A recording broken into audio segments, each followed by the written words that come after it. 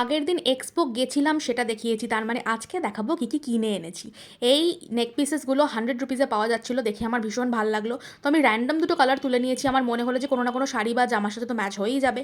আর এইটা আরেকটা নেক পিস, যেটাও আমি কিনেছি কিন্তু 100 টাকা দিয়ে। আর ওখানে বলেছিলাম গণেশের একটা স্টল দিয়েছে, তো বাই ওয়ান গেট ওয়ান দিচ্ছিলো মশলার উপর। তো আমি ধনিয়া পাউডার, হলদি পাউডার আর জিরা পাউডার তিনটেই দুটো দুটো করে নিয়ে নিয়েছিলাম, কারণ বাই ওয়ান গেট ওয়ান ছিল। আর প্রচুর স্ন্যাক্স কিনেছি, একটা কিনেছিলাম ধনিয়া পুদিনা মুরুক্কু, আগেরটা ছিল হচ্ছে শক্করপাড়া, আর এটা হচ্ছে বাক্কারবাড়ি। তো আমি দেখো বাড়ি এসে সুন্দর করে সেগুলোকে সব মানে সব কন্টেনার্সে ভরে রাখছি, কারণ এগুলো বেশ বেশি দিন ধরে স্টোর করে রাখা যায়। আর এগুলো এত টেস্টি ছিল যে কি বলবো। আর বানানা চিপসও কিনে এনেছিলাম, সেটাও ভীষণ ভালো ছিল, এটা একদম বেকড ছিল। আর আপালাম পাঁপড়, এটা আমার ভীষণ ফেভারিট একটা পাঁপড়। তাছাড়া কিনে এনেছিলাম হচ্ছে হজমি গুলি আর মিক্সড পান মশালা, এগুলো মায়ের জন্য কিনে এনেছিলাম, কারণ মার এগুলো খুব ভালো লাগে। আর নিজের জন্য আমি আবার একটু আচারও কিনে এনেছি, কুলের আচার, যেটা ভীষণ ভালো ছিল। আর আমসত্ত্ব কিনেছি, একদম হোমমেড আমসত্ত্ব, এত জুসি, তোমরা দেখতেই পাচ্ছ আমার হাতেও মানে ওই জুসটা লেগে গেছে, রসটা। তো সেটাও কিনেছি।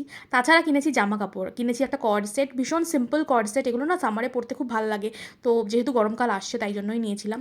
আর এই রকম একটা কুর্তি নিয়েছি, আমি ইউজুয়ালি ওরম কালার্স পরি না, বাট হঠাৎ মনে হলো তাই নিয়েছি। আর এটাও নিয়েছি, আরেকটা কুর্তি। তো এটাই ছিল আজকের আমার শপিং এক্সপো থেকে শপিং করা জিনিসপত্র। কেমন লাগলো ভিডিওটা ডেফিনেটলি জানিও, আর এরকম শপিং এক্সপো মিস করো না পরের বার।